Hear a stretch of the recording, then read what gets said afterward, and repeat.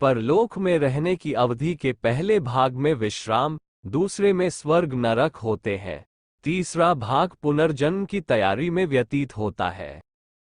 स्वर्ग नरक भोगने के बाद आगामी जन्म के लिए जीव को विशेष प्रोत्साहन मिलता है।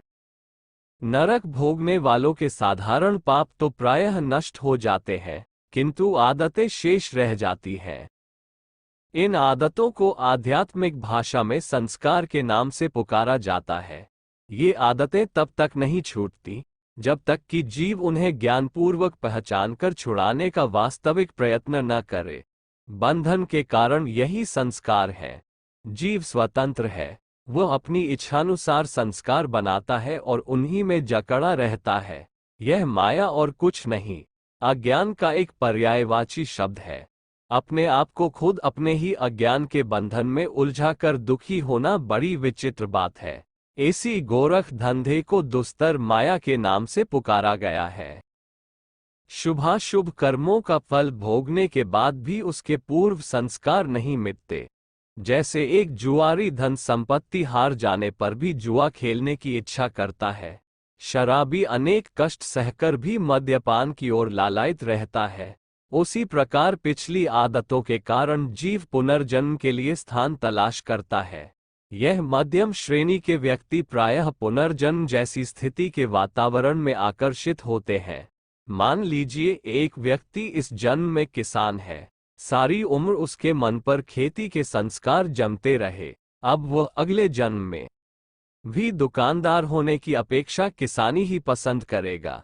ऐसा नहीं समझना चाहिए कि कोई अन्य शक्ति बलात् जन्म दे देती है। जीव स्वयं अपनी इच्छा से संस्कारों के वशीभूत होकर जन्म ग्रहण करता है। ऊपर उड़ता हुआ गिद्ध जैसे तीक्ष्ण दृष्टि से मृत पशु को तलाश करता फिरता है, उसी प्रकार जीव निखिल आकाश में अपना रुचिकर वातावरण ढूंढता फिरता है। पहले ये बताया जा चुका है कि तर्क, बहस का चुनाव करने वाली भौतिक बुद्धि परलोक में नहीं रहती, इसलिए वह चालाकियां नहीं जानता और अपने स्वभाव के विपरीत ऊंची या नीची स्थिति की ओर नहीं खींचता। छोटा बालक राजमहल की अपेक्षा अपनी झोपड़ी को पसंद करता है, उसी प्रकार किसी व्यापारी संस्कारों का जीव राजघर में जन्म लेने की अपेक्षा व्यापारी परिवार में शामिल होना पसंद करता है। आधे से अधिक मनुष्य प्रायः अपने पूर्व घर या परिवार में ही जन्म लेते हैं। यदि पूर्व घर में उसे अपमानित, लांछित या बहिष्कृत न किया गया हो, तो वह उसी में या उसके आसपास जन्म लेना चाहता है। दूरी के संबंध में भी यही बात है। पूर्व जन्म के प्रदेश में रहना ही सब पसंद करते हैं, क्योंकि भाषा, वेश, भाव की गहरी छाप उनके मन पर अंकित होती है।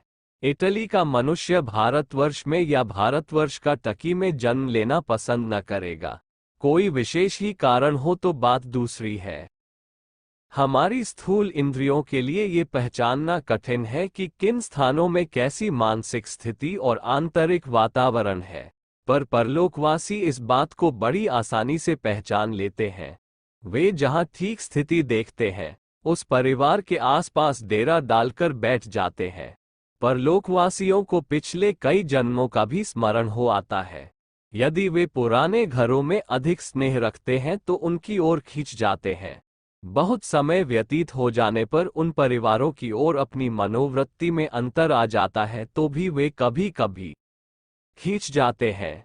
किसी विद्वान कुल में एक मूढ़ का जन्म लेना या असुर दल में महात्मा का पैदा होना दो कारणों को प्रकट करता है। एक, या तो वह कुछ पीढ़ियों के उपरांत बदल गया है और जीव के संस्कार पुराने ही मौजूद हैं।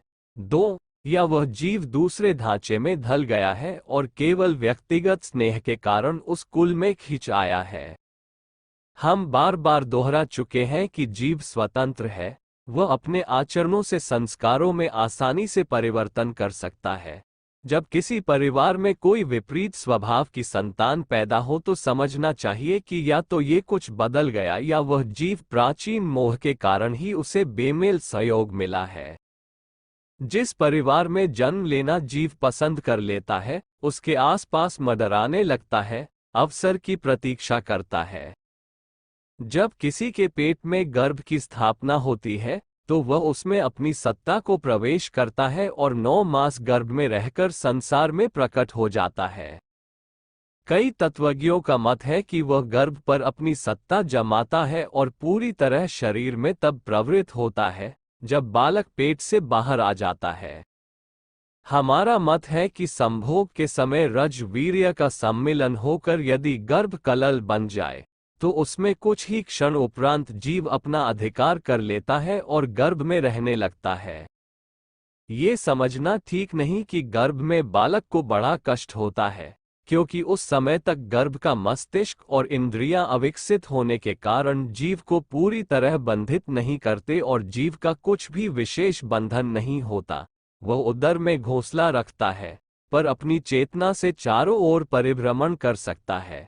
जन्म लेने के कुछ ही समय पूर्व जब गर्भ की इंद्रियां पुनर्तः परिपक्व हो जाती है तो जीव की स्वतंत्रता नष्ट हो जाती है। तब वह तुरंत ही बाहर निकलने का प्रयत्न करता है। इसी समय को प्रसव काल कहा जाता है। कभी कभी एक परिवार में जन्म लेने के लिए कई जीव इच्छुक होते हैं। उन्हें क्रम से आना होता है। अमुक के गर्भ में जन्म लेने की इच्छा रखते हुए भी यदि उसका क्रम न हो या वह गर्भ धारण करने में असमर्थ हो तो फिर काम चलाओ उपाय ढूंढना पड़ता है, एक स्थान पर दूसरे को पसंद करना पड़ता है। कई बार जीव अमुक परिवार में जन्म लेने की इच्छा से बहुत दिनों तक प्रतीक्षा में बैठा रहता है, पर यदि उचित अवसर न आए और परलोक का नियत काल समाप्त हो जाए तो उसे बहुत जल्दी कहीं जन्म लेने का प्रयत्न करना पड़ता है। जैसे कुछ देर का मल पेट में जमा हो जाने पर उनके निकलने का काल आ जाए और बहुत जोर का मल वेग हो तो मनुष्य को कहीं न कहीं उचित या अनुचित स्थान पर मल त्यागने के लिए मजबूर होना पड़ता है। उसी प्रकार यदि नियत काल समाप्त हो रहा हो तो वह जल्दी में कहीं न कहीं जन्म ले लेता है। ऐसे अवसरों पर वह मनचाही स्थिति को प्राप्त नहीं कर पाता। गर्भ का शरीर और उसके अवयव ये पुनर्तः जीव की ही इच्छा से नहीं बनते। वो साझे का कार्य माता पिता के रज वीर्य और जीव की इच्छा इन सबके मिलने से ही नवीन शरीर बनता है। कुम्हार और मिट्टी इन दोनों में से एक भी दोषपूर्ण होगा तो इच्छित फल की प्राप्ति न होगी। माता पिता का रज वीर्य मिट्टी है और जीव कुम्हार। अनाड़ी कुम्हार अच्छी मिट्टी से भी खराब बर्तन बनाता है और अच्छे कुम्हार का प्रयत्न खराब मिट्टी के कारण बेकार रहता है। जीव यदि उत्तम संस्कार वाला हो तो रज वीर्य के भौतिक संस्कारों पर अपना उत्तम प्रभाव डालता है और कुछ न कुछ सुधार कर लेता है। इसके विपरीत कुसंस्कारी जीव उत्तम रज वीर्य में भी कुछ न कुछ दोष मिला देता है। फिर भी माता पिता के संस्कार पूर्ण रूप से मिट नहीं जाते, उनका बहुत बड़ा प्रभाव होता है।